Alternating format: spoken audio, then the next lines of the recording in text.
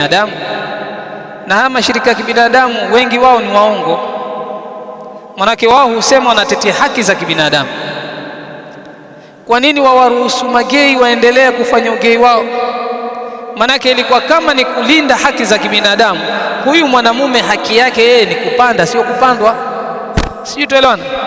Manake haki ni kitu ambacho kimewekwa na Allah azza wa jalla kwenye maumbile ya mwanadamu. Huyu mwanamume ameumbwa kwa namna yake, ambayo namna hii yeye ni rajulun, atakiwa awike. Sasa kwa nini awikiwe?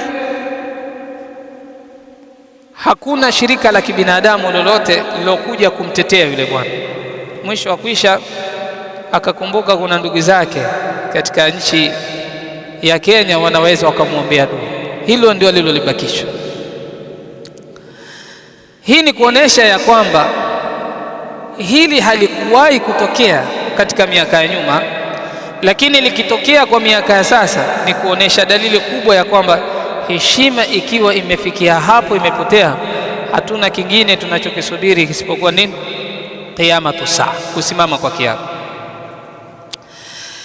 Nina nukta baadhi takriban kama nukta 3 ambazo tutazungumza nazo insha Allah taala, sababu ambazo zitaweza kutufanya sisi turudishe heshima yetu kama Waislamu.